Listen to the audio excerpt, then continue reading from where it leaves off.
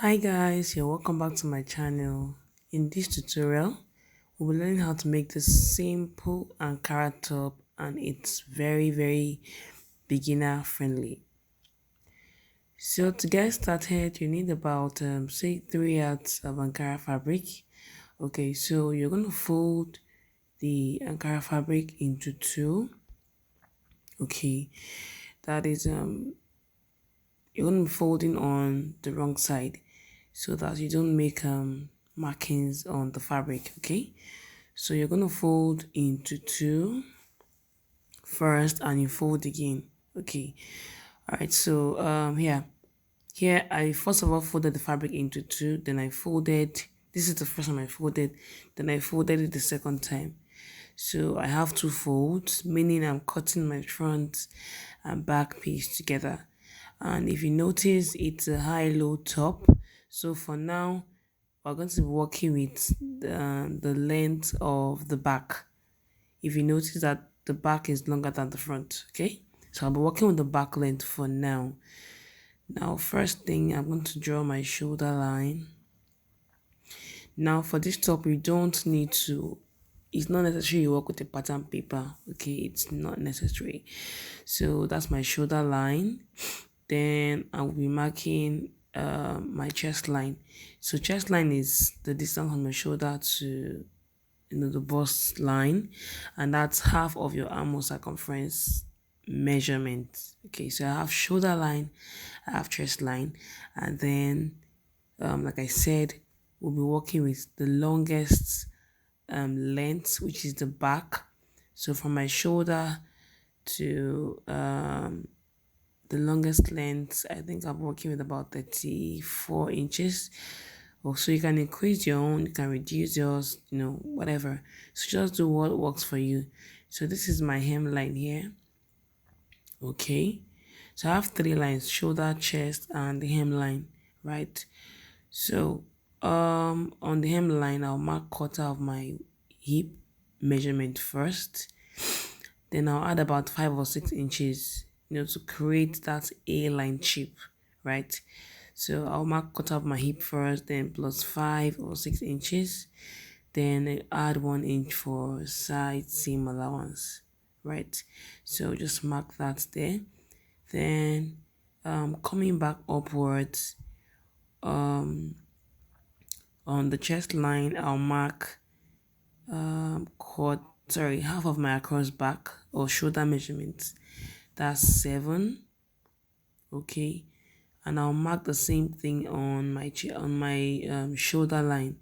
So I marked half of the across back or shoulder measurement on the chest and on the shoulder line. Now I've connected both of them with a straight line. Okay, then on the chest line I'll mark quarter of my bust. Then I'll add 1/2 inch for ease. Okay, it's not necessary, but it's great, right? If you're sewing a free top, you should always add ease to the bust measurement. Then I'll mark my neck width, which is 3.5 inch, okay, by 4. But I'll just create my shoulder slant first. So I came down by 1 inch from the shoulder line, and I'm creating my shoulder slant. Then I'll use my French curve to draw my armhole. Okay, so there. So one of the things I like about this top is that the neckline is very high. There is no zipper, so we have to create like an opening for the hair to pass through. Okay, so I want to link my chest line to the hemline, and I'll be using a long ruler to do that. So I'll just link my chest line to the hemline like I said. Okay, then I'll just shaping the hemline slightly. Instead of having a straight hemline, I'll just go up by 1 or 2 inches from the edge. I'll go up. Okay, now I'll just create like a curve for the hemline. So I'm going up by 1 inch, then I'll just slant it back to the hemline. Okay, so I think we're all almost done. So like I said, we're cutting the front and back together. That's why the fabric has two folds. Okay, so I'll just go ahead to cut out.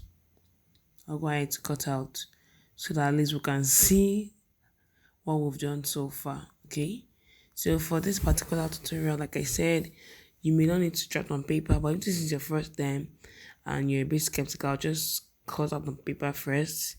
Okay, so far so good. I have my side seam allowance already, but I've not added my seam allowance to the armhole yet. So like I said, the neckline is very high, so I'm going to be cutting out the front and back, and I'm adding seam allowance to the armhole and the shoulder slant, and then straight down. So yeah, you can see that we've not yet drafted the neckline yet. So because front and back they don't have the same neckline, we're going to do it one by one.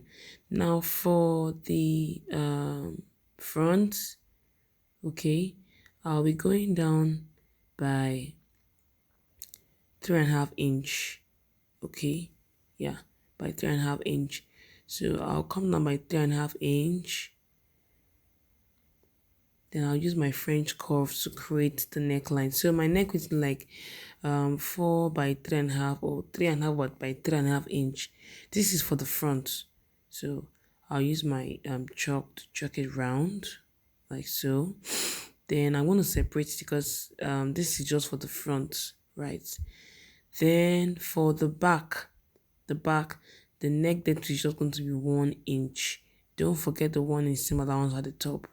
So I'll just I'm trying to zoom the camera. Yeah, so like I said, we have 1 inch seam allowance at the top already. So I want to measure from that point just 1 inch for the back, and I'll also use my curve to draw the neckline like so. Yeah, so this lower neckline is for the back. I'm going to cut just this, and I'm still going to add seam allowance. You see that? Okay, so this is my back. I'll notch the center, take it off, then I will fold the front now and cut the front neckline too. And do not also forget to add seam allowance. Okay, so I won't cut exactly at that point. I'll be adding 1/2 inch seam allowance. You see that? So I'll just trim off like so. Yeah, so that's it. So next thing, we're going to be cutting out facing for our top. Now a facing is a shorter version of your dress or top. Okay, so it's just the same thing, just that it's going to be shorter. So I'll also use the fabric to cut out my facing, and here it is. So this is it. So this is the back. You can see the facing here. It's just shorter than the dress. The neckline, the armhole, everything is the same thing, right? So this is I think this is the front, or is it the back? Yeah, this is the back. The back neck is very high. So this is the back. I'll just go ahead and turn the neckline and the armhole. Okay, that's all I'll do. And then this is the front too. Like I said, the facing is a shorter version of the dress. So this is it, right? So I'm just taking off my pins. I'll open up the right side, place the facing on the fabric, right side facing right side.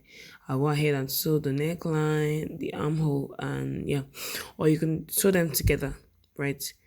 Okay guys, so here it is. I have turned the shoulder of my dress front and back together. I've turned the armhole.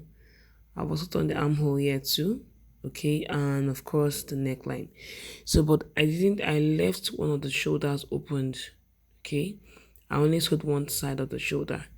Yeah, so at this point I'll go ahead and sew the side seam with 1 inch seam allowance, but make sure you're sewing on the wrong side. Okay, so once I sew, this is the outcome of my top. So far so good.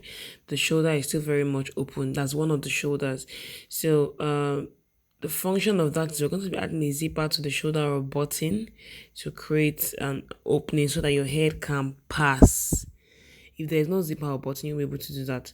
Now to create a high-low, I'm going to fold my top, dress, whichever one you want to call it. I'll fold it into two and create a notch. I'm trying to establish the center point of my top. So that's my notch there. I'll open it up. So this is front and this is back. Now I will open up my top like this, okay, and fold. So this is my side seam here. This is the side seam. Make sure they match up, okay. Preferably you should use the pin to pin it together. So I have center front here. This is my center front here, right? So we're going to create a high-low effect now. So what you do is, this is now my center back, okay. What I'm going to do right now is I'm going to measure the length of the front, starting from the shoulder, okay. Because if you notice the picture, you notice that the front is higher than the back, right? So from my shoulder, or I'll just remove the length of my neckline away, whichever one. Okay, this is it here. So my neckline is 3.5. I'll take that away from my tape, and then I would measure the length of the top I'm working with. So definitely the front should be shorter than the back. So this actually depends on preference. So this is about 20 something inches. Okay, so I would now use my French curve. Okay, or you can do freehand. You're going to link this towards the back. Okay, depending on how you want the high-low to be, you can link it to the back. You can link it directly to the side seam. Okay, which should be like your guide.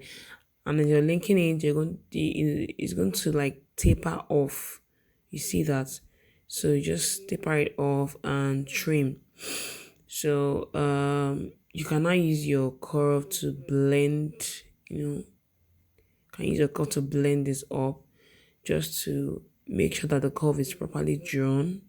This is like the highlight of the top, so you have to make sure that the curve is very smooth, no bends here and there, and then you just trim off. Okay, meanwhile, when you're marking the length of your top, don't forget to add seam allowance. So if the length of the front is 27, just make it 27 and a half. You get that?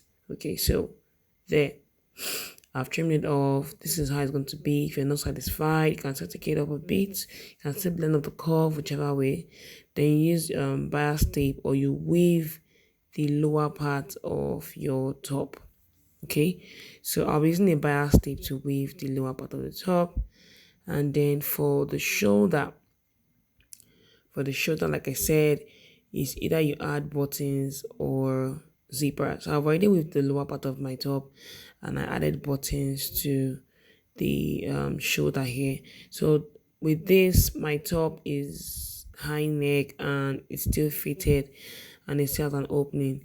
So this is how the top looks like on me. Like, I really love it. It's so simple, easy to wear, comfortable, and very easy to make.